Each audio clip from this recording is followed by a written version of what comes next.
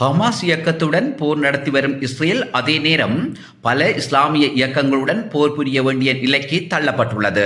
அதிலும் குறிப்பாக லெபனானை தளமாக கொண்டு இயங்கும் ஹிஸ்புல்லா இயக்கத்துடன் நாளாந்தம் போர் நடந்து கொண்டிருக்கிறது. அந்த போர் பாரியளவில் இடம்பெறாவிடனும் சிறிய சிறிய தாக்குதல்கள் இடம்பெற்று வருகின்றன. இஸ்ரேலுக்கு எதிராக தாக்குதல்களை நடத்தி கொண்டிருக்கும் இஸ்லாமிய இயக்கங்கள் அத்தனையும் ஈரானிய ஆதரவு இயக்கங்களாகும். அந்த இயக்கங்களுக்கான அனைத்து வழங்குனராக ஈரான் செயற்பட்டு வருகிறது. ஈரான் சொல்வதை அந்த இஸ்லாமிய இயக்கங்கள் உடனடியாக நடைமுறைப்படுத்தும். அந்த அளவிற்கு மத்திய கிழக்கில் ஒரு இஸ்லாமிய இயக்க கட்டமைப்பை ஈரான் உருவாக்கி வைத்துள்ளது.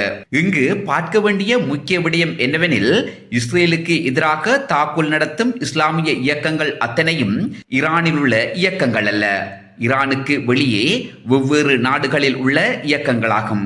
சரி, அது ஒரு புறமிருக்க, இஸ்ரேல் இன்னும் ஒரு அறிவிப்பை விடுத்திருக்கிறது.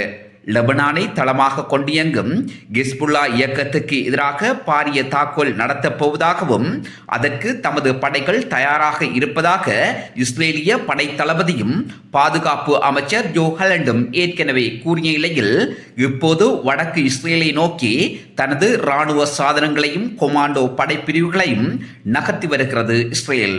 இஸ்ரேலின் நம்பிக்கை நட்சத்திரம் என வர்ணிக்கப்படும் ஆண்டோம் வான் பாதுகாப்பு சாதனம் அல்லது இடைமுறைப்பு சாதனத்தில் கூடுதலானவை வடக்கு இஸ்ரேலை நோக்கி நகர்த்தப்பட்டு கொண்டிருக்கிறது.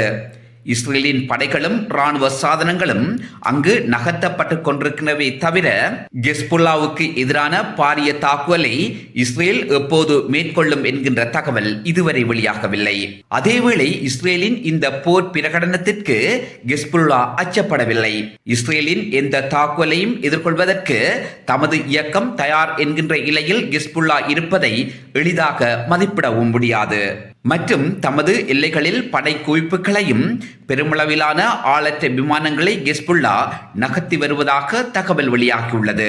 மேலும் மத்திய காசாவில் இஸ்ரேல் நடத்திய தாக்குதலில் குழந்தைகள் மற்றும் பெண்கள் உட்பட 102 பேர் பலியாகியுள்ளதாக அல் ஜசீரா அறிவித்துள்ள அதே நேரம், இஸ்ரேலின் அந்த தாக்குதலில் எத்தனை பேர் காயமடைந்தார்கள் என்கின்ற தகவல் வெளியிடப்படவில்லை.